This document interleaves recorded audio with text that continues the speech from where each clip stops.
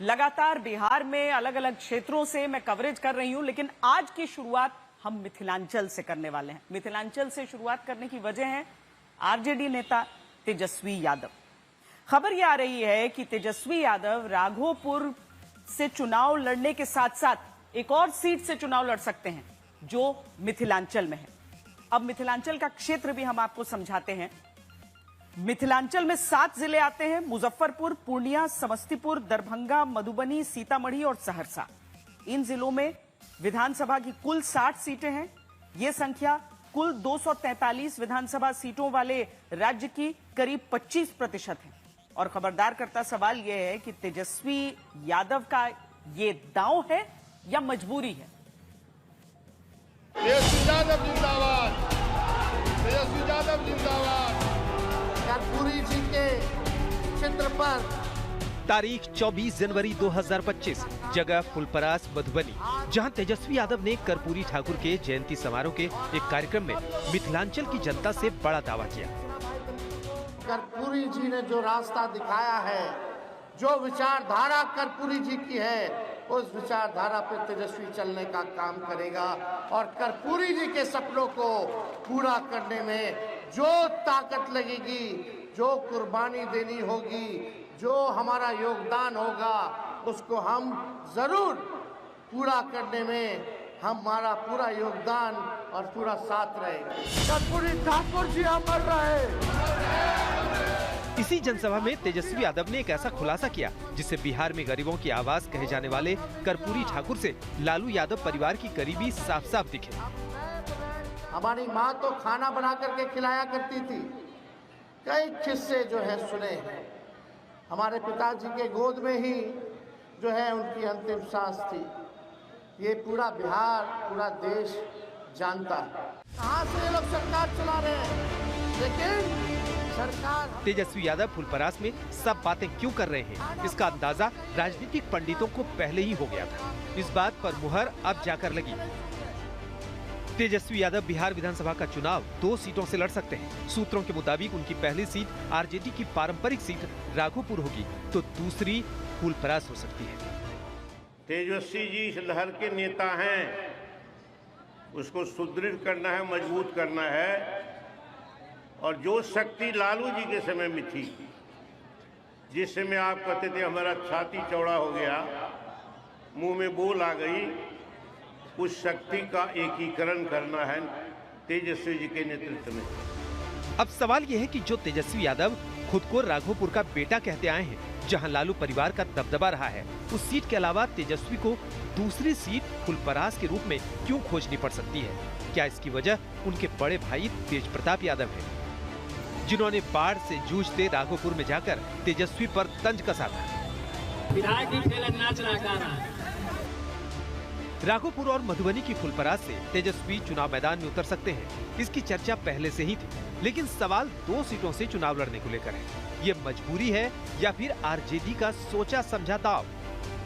तेजस्वी यादव का 2 विधानसभा सीटों से चुनाव लड़ने की चर्चा महज इत्तेफाक नहीं, बल्कि एक सोची समझी रणनीति का हिस्सा है। राघोपुर माना जाता है कि लालू परिवार का परंपरागत सीट रहा है, लेकिन इस बार वहां का माहौल थोड़ा अलग है। और ऐसे में पिछले कई दिनों से प्रशांत किशोर लगातार संकेत दे रहे हैं कि वो राघोपुर से चुनाव लड़ सकते हैं। हालांकि अभी तक उन्होंने इस बात की पुष्टि नहीं की है कि वो राघोपुर से तेजस्वी के खिलाफ चुनाव लड़ेंगे या नहीं। इस तरह राघोपुर में तेजस्वी को अपने ही गढ़ में कड़ी चुनौती मिलने की आशंका जताई जा रही है। एनडीए की पकड़ भी पिछले कुछ सालों में मजबूत हुई है। साल 2020 के विधानसभा चुनाव में भी तेजस्वी ने यहां से जीत जरूर दर्ज की थी, लेकिन अंतर उम्मीद से कम था। तो क्या इसीलिए तेजस्वी यादव ने फुलपरास को चुना, जिसका सीधा रिश्ता बिहार के बड़े नेता कर्पूरी ठाकुर से है? 1990 में जब लालू जी बिहार के मुख्यमंत्री बने, जो कर्पूरी जी ने अति पिछड़ों के लिए 12% आरक्षण दिया था, उसको लालू जी ने बढ़ा करके 14% करने का काम किया। ठीक 2001 में जब राबड़ी देवी जी हमारी माता मुख्यमंत्री थी, तो उस आरक्षण को जो 14% बढ़ा था लालू जी के दौर में, उसको बढ़ा करके अति पिछड़ों के लिए 18% आरक्षित जो है किया गया। उसके बाद कभी अति पिछड़ों का आरक्षण जो है नहीं बढ़ा। एनडीए की सरकार बनी, आरक्षण नहीं बढ़ा, लेकिन यही हमारा जो 17 महीने का जो सरकार था, महागठबंधन की सरकार थी, देश में पहली बार हम लोगों ने जाति आधारित गणना करा करके आरक्षण की सीमा को 65% हम लोगों ने बढ़ाने का काम किया। फुलपरास से उतरने पर तेजस्वी मिथिलांचल में अति पिछड़ा वर्ग वोट बैंक साधने की कोशिश करेंगे, जिससे आरजेडी को बड़ा फायदा मिल सकता है। मधुबनी जिले की फुलपरास सीट से कभी कर्पूरी ठाकुर भी विधायक रहे थे। ये कदम न सिर्फ मिथिलांचल में आरजेडी की पकड़ मजबूत करने की रणनीति का हिस्सा माना जा रहा है, इससे अति पिछड़ा वर्ग के बीच आरजेडी की स्वीकार्यता बढ़ाने की कोशिश भी है। बिहार की आबादी में ईबीसी की हिस्सेदारी करीब 36% है और मिथिलांचल में ये वोट बैंक निर्णायक भूमिका निभाता है। आरजेडी ने मंगनीलाल मंडल को प्रदेश अध्यक्ष बनाया है, जो मधुबनी के फुलपरास क्षेत्र से ताल्लुक रखते हैं और ईबीसी समाज के प्रभावशाली चेहरे हैं। बिहार को आगे ले जाने की कर लो अब तैयारी, दुनिया में बजेगा डंका, बढ़ेगा हर बिहारी।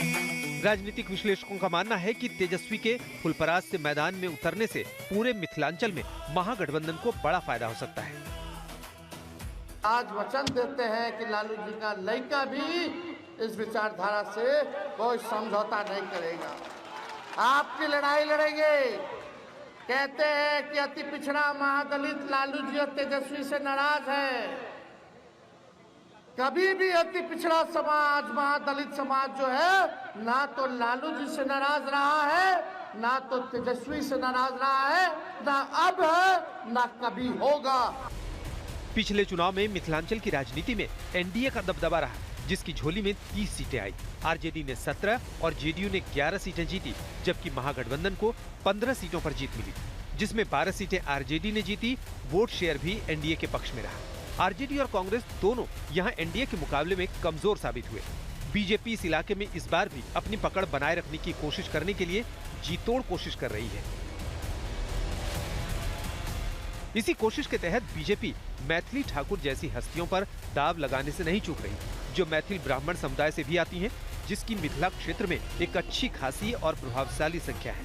अगर मैथिली को बीजेपी उम्मीदवार बनाती है तो ये कदम केवल एक सीट तक सीमित नहीं रहेगा, बल्कि इसका व्यापक राजनीतिक और सामाजिक संदेश पूरे मिथिलांचल में जाएगा। मैं वहाँ पे नित्यानंद राय जी से मिली और हमें तावड़े जी से मिलने का अवसर भी मिला और बहुत मुलाकात हुई, बहुत सारी बात हुई बिहार के भविष्य के बारे में, बिहार में क्या चल रहा है उसके बारे में। देखते हैं, अभी कुछ ऑफिशियल अनाउंसमेंट नहीं हुआ है और आगे क्या होता है देखते हैं। बिहार विधानसभा चुनाव के लिए दोनों गठबंधनों की रणनीति बिल्कुल साफ है। चाहे एनडीए गठबंधन की बात करें या फिर महागठबंधन की, दोनों खेमे इस बात की कोशिश में लगे हैं कि कैसे विरोधी खेमे में सेंधमारी की जाए, कैसे एक दूसरे के गढ़ में सेंधमारी के जरिए अपनी ताकत बढ़ाई जाए। शायद इसी रणनीति के तहत अब तेजस्वी यादव राघोपुर के अलावा फुलपरास से भी चुनाव मैदान में उतरने की तैयारी में हैं। शशिभूषण, आज तक, पटना। इस क्षेत्र के जो मुद्दे हैं वो लंबे समय से रहे हैं। अब उन्हीं मुद्दों में किसी की उपलब्धि है और किसी के वादे हैं। इस क्षेत्र में बाढ़ एक बड़ी समस्या के तौर पर है। मखाना बोर्ड पर चर्चा काफी ज्यादा इस समय हो रही है। रोजगार, जिसे तेजस्वी अपना यूएसपी दिखाते हैं कि उन्होंने जितने दिन वो उप मुख्यमंत्री रहे थे उस समय कितने रोजगार दिए, उनके समर्थक भी यही कहते हैं और तेजस्वी की तरफ से भी ये बात की जाती है। अब एक नया दांव उन्होंने चला है कि हर परिवार के सदस्य को, कम से कम एक सदस्य को सरकारी नौकरी देंगे और इसके लिए समय सीमा भी दे दी है 20 महीने की। जो घोषणा है चुनाव के नोटिफिकेशन के बाद, बिहार के जिस भी परिवार के पास सरकारी नौकरी नहीं है,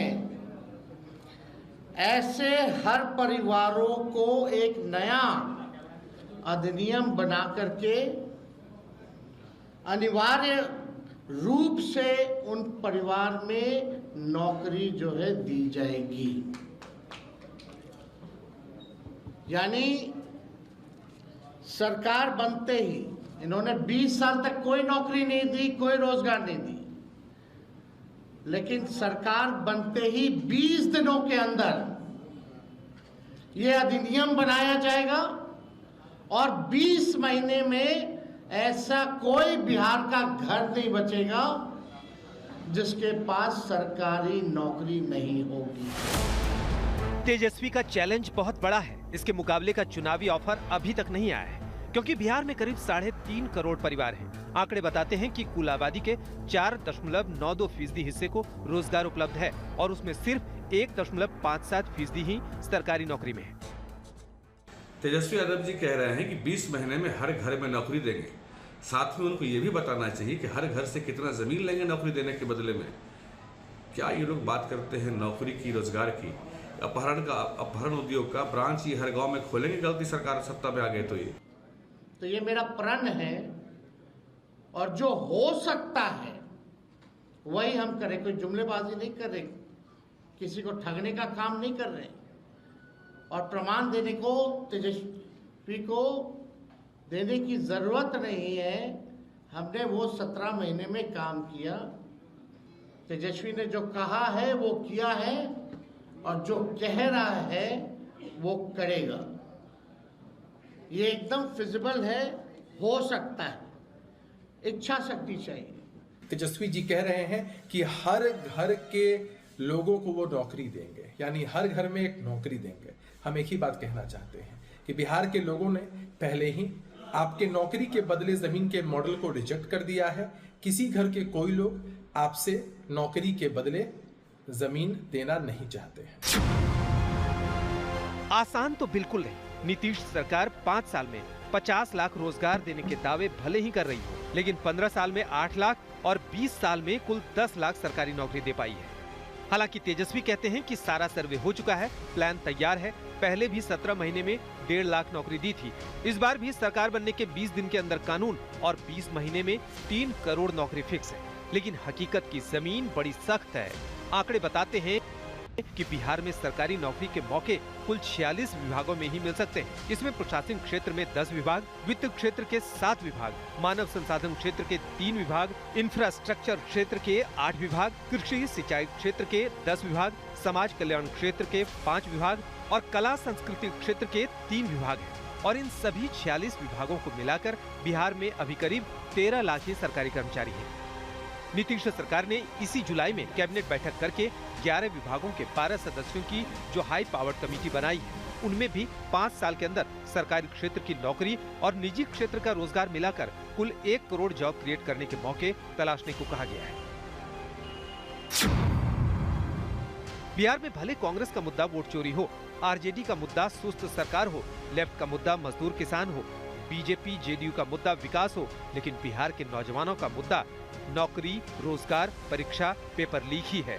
और हालात ये हैं कि बिहार में 29 साल के नौजवानों के बीच जहां 2018-19 में 31% बेरोजगारी दर थी, वो 2023-24 में गिरकर 10% तक पहुंच गया है। लेकिन अफसोसनाक है कि बेरोजगारों में भी 33.7% नौजवान ऐसे हैं जो कम से कम ग्रेजुएट हैं।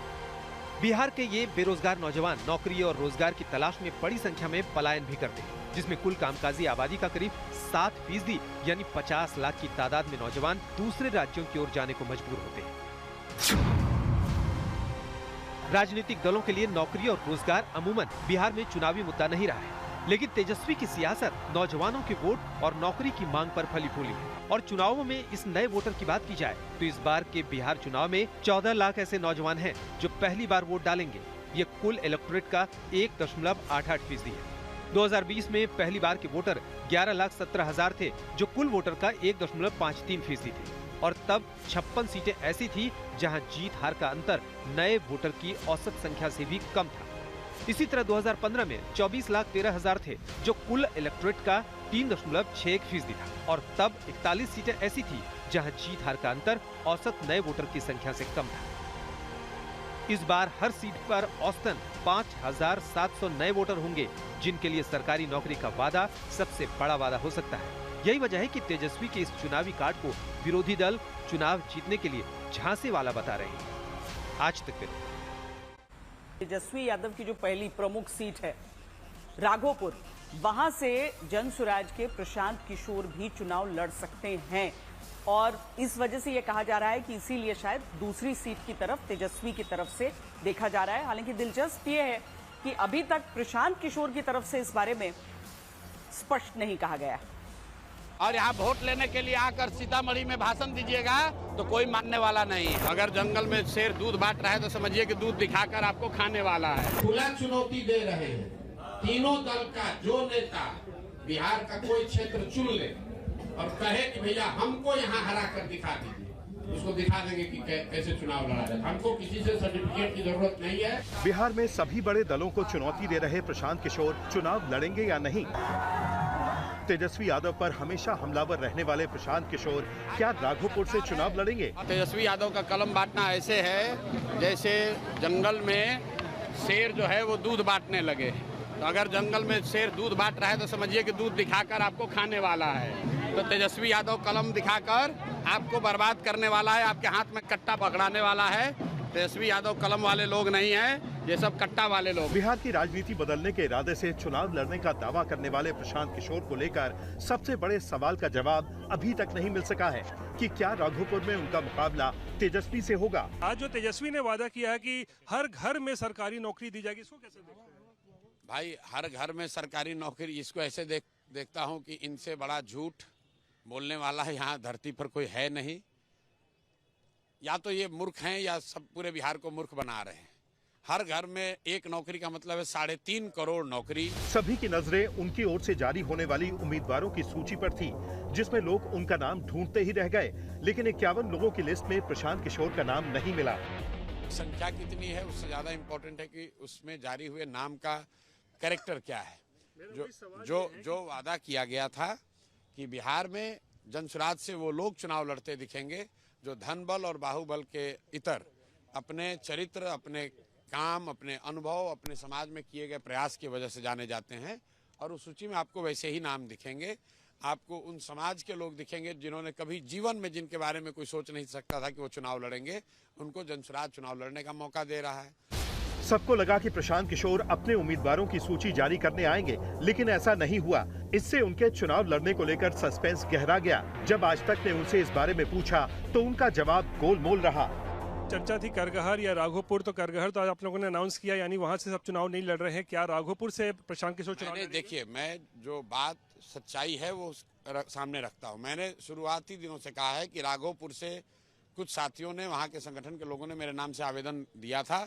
तो मैंने उनको ये वादा किया था कि राघोपुर पर निर्णय से पहले मैं आपके यहाँ आऊँगा। टिकटों के बंटवारे का ये दौर चल रहा है। मैंने 11 तारीख तय किया है, जब मैं राघोपुर में रहूंगा उन लोग साथियों के साथ बैठकर तय किया जाएगा कि कौन लड़ेगा। चुनाव लड़ने का विकल्प खुला हुआ है, आप चुनाव लड़ेंगे? बिल्कुल खुला हुआ है। प्रशांत किशोर भले ही अपने पत्ते नहीं खोल रहे हो, लेकिन एक बात तो तय हो गई कि वो अपनी जन्मभूमि रोहतास जिले की करगहर सीट से चुनाव नहीं लड़ेंगे। एक पक्ष का ये भी कहना है कि प्रशांत किशोर अगर चुनाव लड़ेंगे तो उनकी पार्टी को कौन चुनाव लड़वाएगा, क्योंकि तेजस्वी के खिलाफ चुनाव लड़ने की हालत में उन्हें सारा ध्यान राघोपुर में लगाना होगा, जो उनकी नई नवेली पार्टी के लिए ठीक नहीं होगा। हालांकि प्रशांत किशोर इस सवाल पर अभी सस्पेंस बनाकर ही रखना चाहते हैं। रोहित कुमार सिंह, पटना। अब जहरीले सिरप से बच्चों की हो रही मौतों से आपको खबरदार करते हैं। मध्य प्रदेश के एक और बच्चे ने नागपुर के अस्पताल में जहरीली सिरप की वजह से दम तोड़ दिया। अकेले छिंदवाड़ा का आंकड़ा अभी तक देखें तो 20 बच्चों की जान जा चुकी है, लेकिन मध्य प्रदेश के स्वास्थ्य मंत्री जिम्मेदारी लेने को तैयार नहीं। स्वास्थ्य मंत्री ने तो कुछ नहीं बोले, हमने ही बोले हैं कि थोड़ा स्वास्थ्य विभाग में कमजोरी है, उसका ही वो है जो ये चल रहा है। जो अगर स्वास्थ्य विभाग सशक्त रहता, जांच होती दवा की सैंपल की, तो कहानी यहाँ तक बनती ही नहीं। छिंदवाड़ा में जहरीले कप सिरप से अपने बेटे को गंवाने वाले कपिल पवार समेत हर देशवासी यही सोचता है, मानता है कि मध्य प्रदेश के स्वास्थ्य विभाग की नाकामी की वजह से मासूम बच्चे बेमौत मारे गए। लेकिन मध्य प्रदेश के स्वास्थ्य मंत्री राजेंद्र शुक्ला के पास अपने विभाग और सरकार को क्लीन चिट देने की गजब दलील है, जो किसी के गले नहीं उतर सकती। गवर्नमेंट सप्लाई इस सिरप की नहीं होती है, ये प्राइवेटली फैक्ट्री ने बनाया, अपने स्टॉकिस्ट को भेजा, स्टॉकिस्ट ने रिटेलर्स को भेजा, डॉक्टर ने प्रिस्क्राइब किया। इस प्रकार से ये दुर्भाग्यपूर्ण तरीके से बच्चों को दे दी गई और उसके कारण ये दुर्घटना हुई है। तो मध्य प्रदेश के स्वास्थ्य मंत्री जी बड़ी मासूमियत से कहते हैं कि हम क्या करें, प्राइवेट फैक्ट्री ने जहरीला सिरप बनाया, अपने स्टॉकिस्ट को भेजा, स्टॉकिस्ट ने रिटेलर को भेजा, डॉक्टर ने प्रिस्क्राइब किया और इस तरह से ये बच्चों को सिरप पिला दिया गया और वो मारे गए। सवाल ये है कि अगर बच्चों तक जहरीले सिरप को रोकने की जिम्मेदारी सरकार और उसके संबंधित विभाग की नहीं है तो किसकी है? स्वास्थ्य विभाग के उन अफसरों का क्या काम है जो इसी जिम्मेदारी के लिए रखे गए हैं, तनख्वाह पाते हैं, लेकिन मंत्री जी इसका जवाब देने के बजाय सख्त कार्रवाई करने का दावा करके मामले को ठंडा करने में लगे हैं। बेहद दुखद और दुर्भाग्यपूर्ण घटना में छिंदवाड़ा और पांडुना और बैतूल में मिला के 20 मासूम बच्चों की मृत्यु हो चुकी है। जो दवाई बनाने वाली कोल्ड ड्रिंक बनाने वाली कंपनी है उसके ओनर को गिरफ्तार करने के लिए छिंदवाड़ा से पुलिस की टीम चेन्नई और कांचीपुरम पहुंच चुकी है और कड़ी से कड़ी कार्रवाई की जा रही है। जिन बच्चों का यहाँ इलाज चल रहा है उसमें इलाज में कोई कसर न रह जाए, कोई कमी न रहे और उनके परिजनों को ढाढ़स बंधाया जा सके, इसके लिए आज मैं नागपुर आया हूँ। 21 बच्चों की मौत के बाद एमपी के स्वास्थ्य मंत्री राजेंद्र शुक्ला की नींद खुली। वो करीब 1.5 महीने बाद छिंदवाड़ा गए, जहां उन्होंने बच्चों को गंवाने वाले परिजनों से मुलाकात की। फिर वो नागपुर के अस्पताल में गए, जहां बच्चों का इलाज चल रहा है। यहीं पर राजेंद्र शुक्ला जी ने अपनी जिम्मेदारी से बचने की कोशिश की, लेकिन ये बात उन्हें समझाई जाए कि उनके विभाग की कमजोरी और लापरवाही की वजह से ही बच्चों की मौत हुई है। अगर ऐसा ना होता तो छिंदवाड़ा का वेदांश बेमौत न मारा जाता, क्योंकि मध्य प्रदेश का स्वास्थ्य विभाग सो रहा था, जिसकी लापरवाही ने कपिल पवार जैसे परिजनों को जिंदगी भर का दर्द दे दिया। डॉक्टर्स ने सैंपल लिए, रिपोर्ट्स जब आई तो पता चला कि जो प्रवीण सोनी के यहाँ से ट्रीटमेंट लिए थे जी, उसमें जो 2 सायरप थी, कोल्ड ड्रिंक और एक एंटीबायोटिक, उनका जो परसेंट था केमिकल का बहुत ज़्यादा था जी। और वो वैसे भी वहाँ के एक्सपर्ट का कहना नागपुर के कि 5 साल से कम के बच्चों को देने की है नहीं है, और इन्होंने दे दिया वो दवाई। वो 2.5 साल के बच्चे को और 5 साल के कम बच्चे को भी 2 ml 2 बार देना है। इनने 4 ml 3 बार दिया, 4 बार। जीएमसी नागपुर में जो सोचिए, अगर मध्य प्रदेश का स्वास्थ्य विभाग और उसके अफसर अपना काम करते हैं तो इस सिरप को समय रहते हटा लिया जाता, सरकार और प्रशासन के प्रति जनता का भरोसा बढ़ता। लेकिन जिम्मेदारी से पल्ला झाड़ने की वजह से जनता सरकार और प्रशासन को लेकर अविश्वास से भरी हुई है। उसे यकीन ही नहीं है कि दोषियों पर कार्रवाई होगी भी। मेरे हिसाब से अभी भी कोई कदम नहीं उठा रहे, कुछ नहीं है अभी, सिर्फ प्रशासनिक खानापूर्ति है। पहला तो प्रवीण सोनी दोषी है ही, डॉक्टर जिसने लिखा, उनको तो गिरफ्तार कर ली पुलिस। हाँ तो गिरफ्तार कर ली, पर अगर जब उसको सजा होगी तब मानेंगे गिरफ्तार तो 4 दिन जेल में रहेगा और जमानत पे आ जाएगा तो उसको काहे का गिरफ्तार बोले। उसमें अगर शासन ठोस सबूत प्रस्तुत करे तो उसको सजा होगी। जांच में खुलासा हुआ कि कोल्ड ड्रिंक सिरप में जहरीले रासायनिक तत्व पाए गए जो बच्चों की किडनी फेल होने का कारण बने। कोल्ड ड्रिंक जहर से बच्चों की मौतों का सिलसिला थमने का नाम नहीं ले रहा। मध्य प्रदेश में बच्चों की मौत का आंकड़ा अब 20 के पार चला गया है। कफ सिरप से पीड़ित नागपुर में इलाजरत 2 और बच्चों ने दम तोड़ दिया। छिंदवाड़ा में 19, पांडुरना में 1 और बैतूल में 2 मौतों के बाद अब तक 22 मासूम अपनी जान गंवा चुके हैं। अभी भी कई बच्चे अस्पताल में भर्ती हैं। छिंदवाड़ा के कुछ ऐसे भाग्यशाली परिवार भी हैं जिनके बच्चे इस जहरीले सिरप के सेवन के बावजूद बच गए। हालांकि इसमें सरकार का कोई रोल नहीं है। इन लोगों ने समय रहते बच्चों का इलाज करवाया, जिसमें इनकी खेती बाड़ी सब बिक गई। हमने 1 महीने 7 दिन नागपुर में बिताए सर। वहाँ कितना खर्चा हुआ आपका? लगभग में 5 से 6 लाख रुपए नेल्सन हॉस्पिटल का। उसके बाद में वहाँ पे भी थोड़ा बहुत खर्चा आया और हमारा भी खर्चा मिला, कम से कम 8 से 10 लाख रुपए खर्चा आया हमको। तो वहाँ पे क्या प्रतीक को डायलिसिस भी हो रहा था? हाँ, वहाँ पे 2 बार डायलिसिस हुए हैं। 8 से 10 लाख रुपए के बीच में खर्चा आया है और हमारे पास उतना पैसा नहीं है, तो हमने जो है खेती किसानी के पैसे थे थोड़े बहुत, उससे और कुछ रिश्तेदारों से, कुछ साहूकार से पैसे लेके इलाज करवाए हैं। सोचिए, सर्दी खांसी जैसी मामूली समझे जाने वाली बीमारी में आम लोगों ने अपना सब कुछ गंवा दिया। ऐसा इसलिए हुआ क्योंकि बच्चों की किडनी खराब करने वाला cold drip syrup Madhya Pradesh में धड़ल्ले से बिकता रहा और सरकार और विभाग सोते रहे। दुर्भाग्य देखिए, इतनी बड़ी संख्या में बच्चों को खोने के बावजूद जिम्मेदार लोगों की तरफ से पल्ला झाड़ा जा रहा है। पवन शर्मा, छिंदवाड़ा, आज तक।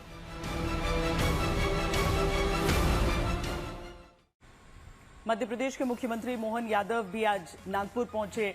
अपने राज्य के जो बच्चे जो बीमार हुए हैं जहरीली सिरप पीने की वजह से, उन सब को देखने के लिए वो वहां पर पहुंचे थे। दरअसल छिंदवाड़ा में जितने बच्चे उस समय उनकी तबीयत बिगड़ी, उन सबको नागपुर के अस्पताल में ही लाया गया था।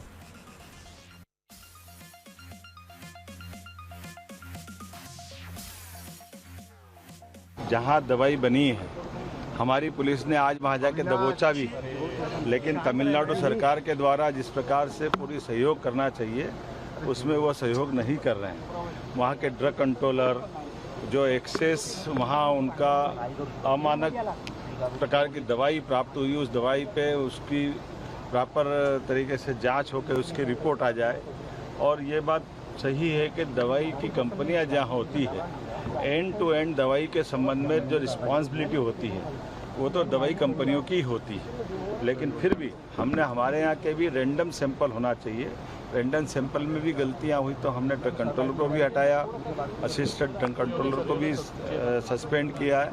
और जो डॉक्टर जिनकी पत्नी के नाम पे मेडिकल स्टोर था पर्टिकुलर, वो इस दवाई को ही लिखते थे, ऐसे कुछ कारणों से हमने उन पे भी कार्रवाई की। तो ये जो सिरप है वो बना तमिलनाडु में, लेकिन इसके साथ ही उस राज्य की भी तो जिम्मेदारी है जहां पर इस तरह का सिरप बिक रहा था। कि यदि मेरे इस्तीफे देने से समस्या का समाधान हो सकता है तो जब भी हमारा शीर्ष नेतृत्व कहेगा 2 मिनट के अंदर इस्तीफा दे देंगे। 22 बच्चों की मौत के बाद भी मध्य प्रदेश के स्वास्थ्य राज्य मंत्री नरेंद्र शिवाजी पटेल के तेवर देखने लायक हैं। अब इन्हें तेवर कहें या कुछ और, लेकिन दुर्भाग्य देखिए, जिस मंत्री की नाक के नीचे राज्य में इतनी बड़ी लापरवाही हुई है, मासूमों की मौत हुई है, उसका मंत्री अपनी गलती मानने के बजाय दूसरे राज्य सरकार पर गलती का ठीकरा फोड़ रहा है। ये पूरा जो प्रकरण है वो तमिलनाडु की एक फैक्ट्री की वजह से हुआ है और इसके लिए जितनी दोषी तमिलनाडु सरकार की पूरी व्यवस्था है उस पर मीडिया ने शायद उतना चिन्हित नहीं किया जितना कि किया जाना चाहिए था, क्योंकि इसमें मध्य प्रदेश के सरकार के अधिकारीगण उतने दोषी नहीं हैं जितने से अधिक दोषी तमिलनाडु सरकार की व्यवस्था है। मध्य प्रदेश में सरकारी लापरवाही से बच्चों की जान गई, इस पर तो किसी को भी रत्ती भर शक नहीं होना चाहिए। हम ऐसा क्यों कह रहे हैं, अब इसके बारे में ध्यान से सुनिए और खुद फैसला कीजिए। जहरीला कफ सिरप पीने से सबसे ज्यादा 19 बच्चों की मौत मध्य प्रदेश के छिंदवाड़ा में हुई है। इसीलिए 27 सितंबर को भोपाल से स्वास्थ्य विभाग की टीम जांच के लिए छिंदवाड़ा पहुंची। 29 सितंबर तक national centre for disease control और एनएचएम की टीम ने छिंदवाड़ा से सैंपल इकट्ठे किए और उसी दिन यानी कि 29 सितंबर को ही यह घोषणा कर दी कि छिंदवाड़ा जिले में कोल्ड ड्रिप कफ सिरप पर बैन लगाया जाता है। इसी दिन यानी 29 सितंबर को सिरप के सैंपल जांच के लिए भोपाल एफडीए लैब भेजे गए। लेकिन देखिए सिस्टम कैसे काम करता है। मामले की गंभीरता और आपात स्थितियों के बावजूद सैंपल सामान्य डाक से 270 किलोमीटर दूर भोपाल भेजे गए। इस बीच एक दिन 2 अक्टूबर गांधी जयंती और दशहरे की सरकारी छुट्टी भी थी, तो ये सैंपल छठे दिन 3 अक्टूबर को भोपाल पहुंचे। 4 अक्टूबर की सुबह सैंपल की जांच हुई और इसी दिन एमपी सरकार को इसकी जानकारी भेजी गई। इसी दिन मध्य प्रदेश सरकार ने कोल्ड ड्रिप सिरप पर देशव्यापी बैन की घोषणा की। अब आप खुद सोचिए, अगर मध्य प्रदेश सरकार का सिस्टम थोड़ी भी संवेदनशीलता दिखाता और 29 सितंबर को किसी इमरजेंसी वाहन से सैंपल भोपाल भेज दिए गए होते, जांच भी जल्दी हो जाती और रिजल्ट भी जल्दी आता, इसका नतीजा ये होता कि मध्य प्रदेश की सरकार इस कफ सिरप पर देशव्यापी बैन की घोषणा और पहले कर सकती थी। अब ये जो भी कमी रही है तो जो दोषी थे उन्हें तत्काल प्रभाव से निलंबित किया है राज्य शासन ने और उनकी विभागीय जांच उनकी की जाएगी। जहाँ तक सिस्टम के सुधार की बात है उसमें हमेशा गुंजाइश रहती है। सामान्य तौर पर ये रजिस्टर्ड डाक से ही सैंपल आते हैं, परंतु अब हम ये एक निर्देश जारी कर रहे हैं कि अत्यावश्यक परिस्थितियाँ जैसे इस प्रकरण में थी तो विशेष वाहक के माध्यम से उसमें रेड फ्लैग लगा के और ये तत्काल भेजे जा सकते हैं और यहाँ तत्काल हम उसको टेस्ट की व्यवस्था कर सकते हैं, जिससे कोई भी भविष्य में अब इस प्रकार का विलम्ब ना हो। ऐसे समय में जब बच्चों की जिंदगी पर एक एक मिनट भारी था, वहां सैंपल्स की जांच करने में ही मध्य प्रदेश की FDA लैब को 4 महत्वपूर्ण दिन लग गए। 3 अक्टूबर को ये सैंपल भोपाल की FDA लैब पहुंचते हैं और 4 अक्टूबर को इसकी जांच पूरी होती है, जिसमें पाया जाता है कि इस कोल्ड ड्रिंक कफ सिरप में तय सीमा से कहीं ज्यादा डाई एथिलीन ग्लाइकोल यानी जहर मिला हुआ है और तब कहीं जाकर पूरे मध्य प्रदेश में इस सिरप पर बैन लगाया जाता है, लेकिन तब तक काफी देर हो चुकी होती है। सरकारी लापरवाही के बीच आज तक की खबर का असर दिखने लगा है। जानलेवा कफ सिरप से 25 बच्चों की मौत के बाद दवा कंपनी के मालिक को गिरफ्तार कर लिया गया। मध्य प्रदेश SIT ने कफ सिरप कोल्ड ड्रिंक बनाने वाली कंपनी श्रीसन के मालिक जी रंगनाथन को चेन्नई से गिरफ्तार कर लिया। रात भर जी रंगनाथन से पूछताछ हुई, फिर जाकर MP पुलिस ने गिरफ्तार किया। जी रंगनाथन को छिंदवाड़ा लाया जा रहा है, जहां उनकी कंपनी की दवाई ने 21 बच्चों की जान ले ली। SIT जो यहाँ से गई थी छिंदवाड़ा से, उसके द्वारा जो श्रीशान फार्मास्यूटिकल्स के जो मालिक हैं रंगराजन, उनको जो है लेट नाइट उनको जो है राउंड अप किया गया और उनकी अरेस्टिंग की गई है। जो प्रक्रिया है उसके आगे के उनका मेडिकल और बाकी की जो कार्रवाई है वो चेन्नई से करके उनको फिर यहाँ लाया जाएगा। कफ सिरप कोल्ड ड्रिंक बनाने वाली श्रीसन फार्मा की फैक्ट्री तमिलनाडु के कांचीपुरम में है। जब जांच का दायरा श्रीसन तक पहुंचा तो सिरप में काफी गड़बड़ी मिली। सिरप में 48% तक जहरीला पदार्थ मिला। हैरानी तो यह है कि जहां दवा बनाई जा रही थी वहां कुछ भी ठीक नहीं था। न योग्य प्रशिक्षित कर्मचारी थे, न साफ सफाई थी, मशीनें तक दम तोड़ रही थी। घटिया और गैर फार्मा क्वालिटी के केमिकल इस्तेमाल किए जा रहे थे।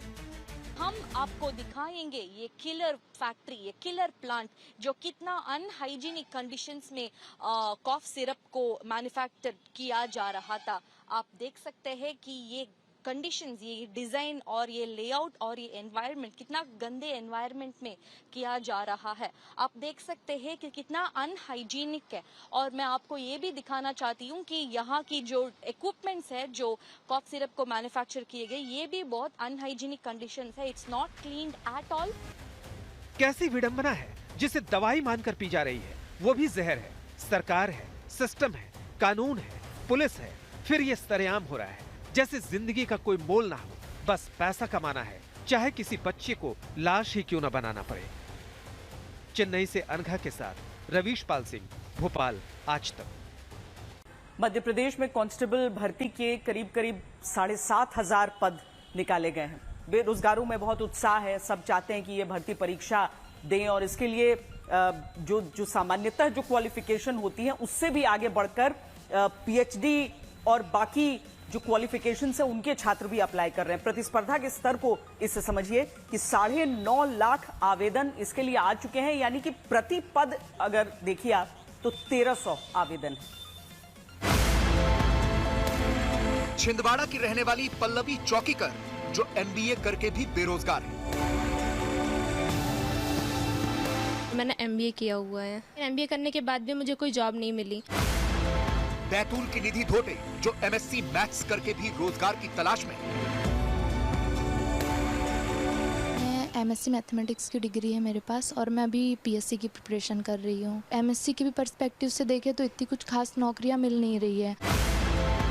मध्य प्रदेश के विजय वर्मा जो BSc और MA करके भी घर बैठे हुए हैं। मैंने बैचलर ऑफ साइंस किया था मैथमेटिक्स से, फिर मैं MA की तरफ बढ़ा। सरकारी नौकरी जो मिलना है वहाँ बहुत बड़ी बात होती है और सबके साथ पैसों की समस्या है अभी फिलहाल की तरह। मध्य प्रदेश के इन 3 बेरोजगारों में कई समान बातें हैं और वो है ऊंची डिग्री होने के बावजूद बेरोजगारी। लेकिन इन तीनों में सबसे बड़ी चौंकाने वाली कांस्टेबल भर्ती परीक्षा में इनका आवेदन है। जिस कांस्टेबल की परीक्षा देने के लिए शैक्षिक योग्यता सिर्फ हाई स्कूल है, उसे पाने के लिए बड़ी बड़ी डिग्री वाले लाइन में लगे हुए हैं। देखिए, मैंने MBA किया था क्योंकि मेरे कुछ होप्स थे कि मुझे अच्छी प्राइवेट जॉब मिले, लेकिन MBA करने के बाद भी मुझे कोई जॉब नहीं मिली। तो मैंने सोचा कि ठीक है, कांस्टेबल का फॉर्म आया है जो कि एक सिक्योर जॉब होती है, गवर्नमेंट जॉब, तो इसलिए मैंने ये सोचकर काफ़ी निचले स्तर पर जाकर ही फॉर्म भरा है ताकि इसके थ्रू मैं कुछ कर सकूँ। मैं मध्य प्रदेश से बाहर जाकर तो काम नहीं कर पा रही थी, इस वजह से मुझे ये ऑप्शन सिलेक्ट करना पड़ा कि मैं गवर्नमेंट की ओर मूव कर सकूं। पल्लवी चौकीकर जैसे 9,50,000 अभ्यर्थियों ने मध्य प्रदेश पुलिस कांस्टेबल भर्ती परीक्षा के लिए आवेदन किया है, जबकि सिर्फ 7,500 पदों पर कांस्टेबल की भर्ती होनी है। इसी तरह एमपी में कांस्टेबल की एक पोस्ट के लिए 13,000 आवेदन आए हैं। सबसे बड़ी बात यह है कि फॉर्म भरने वालों में 52,000 पोस्ट ग्रेजुएट, 33,000 ग्रेजुएट, 12,000 इंजीनियर और करीब 50 पीएचडी होल्डर शामिल हैं। लेकिन आपके पास तो काफ़ी हाई डिग्री है और आप एमपीपीएससी जैसी एक बड़े ऊंचे ओहदे वाली परीक्षा की तैयारी भी कर रही हैं, फिर कांस्टेबल के लिए आप इस तरीके से इतने नीचे क्यों आ रहे हैं डाउनफॉल में? सर हम तो देख ही रहे हैं कि अभी पीएससी का ही देख ले तो कितनी इरेगुलरिटी देखने के लिए हमें मिल रही है। पीएससी के भी एग्ज़ाम में इतने दिनों बाद जो है हमें सीटें इतनी कम देखने के लिए मिल रही है। आरक्षण का मुद्दा भी चल ही रहा है पीएससी में भी, और एमएससी के भी पर्सपेक्टिव से देखें तो इतनी कुछ खास नौकरियां मिल नहीं रही है। तो अभी मेरी फर्स्ट प्रायोरिटी एक एज लिमिट के बाद तो मेरी यही होती है कि मुझे एक जॉब को देखना होगा। मेरी सबसे फर्स्ट प्रायोरिटी जो है वो मेरी जॉब है। तो इसलिए अब मुझे जो भी मौका मिलेगा वो चाहे फिर मेरे पास हायर डिग्रीज ही क्यों ना हो, तो मुझे तो सब जो अवसर है उनका तो लाभ लेना ही पड़ेगा।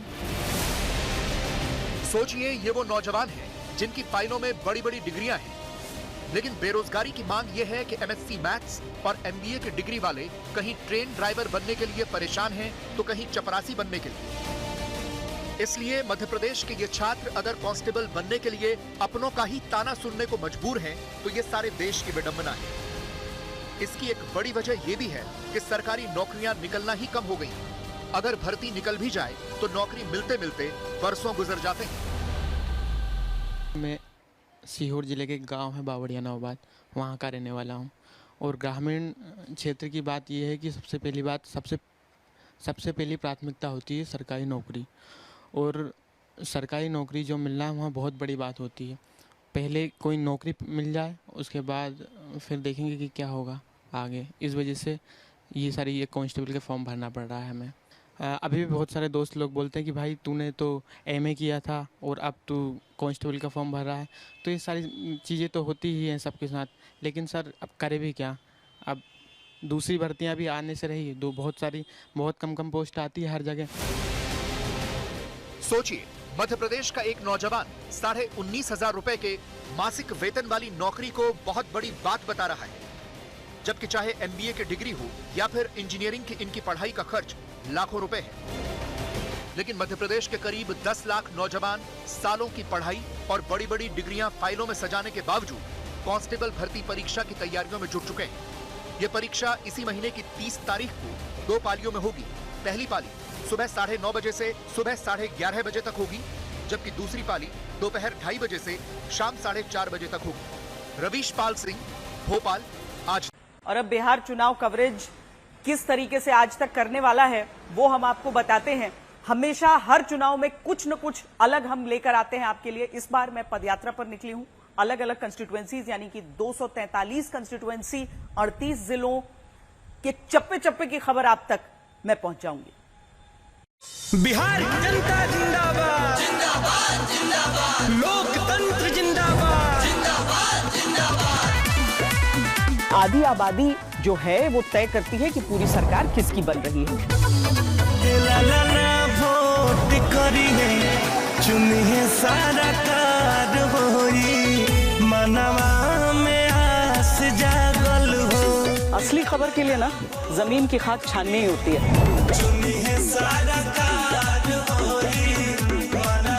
हम शुरू कर रहे हैं पदयात्रा बिहार।